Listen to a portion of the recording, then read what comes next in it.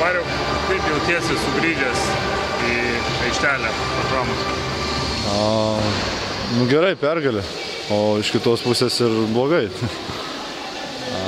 Aišku, sunkumas, biškis skausmas jaučiamas ir man atrodo atsiliepia tas ir metimam viskam, nes toks biškį jutimą praradęs, bet nu nieko, pergalė yra pergalė. Kodėl taip sunkiai susiklostė rungtynės šiandien? Atrodo, žaidė namuose, žiūrovų pilna salė. Užsivedimas turėjo būti didelis. Tai užsivedimas jisai yra gal iš tikrųjų, bet aš manau, tas pataikymas iš tikrųjų yra didžiausia mūsų dabar problema. Mes gynyboje žaidžiam idealiai, galim sakyti. Nes jeigu Sirvydis nebūtų dar primetęs tų tritaškių, tai čia aš nežinau. Niekas taip nesigina, ko gero. O mums reikia taisyti puolimą, mums reikia įmesti taškus, reikia sumesti tritaškius, dvitaškius. Tai bus žymiai lengviau. Šiandien ta pagrindinė pergalės priežastis ir buvo turbūt gynyba, ar ne? Be abejo. Tai visada aš manau, pergalės ateina nuo gynybos. Tai reikia dirbti, mes stengiamės dirbti per treniruotės.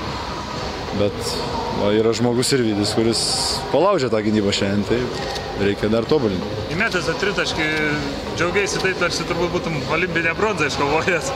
Iš tikrųjų, tas svarbus buvo tas metimas tam pačiam. Labai svarbus, iš tikrųjų. Kai nepataikai, ten 5 iš eilės šakės, tiesiog duoda per kojas.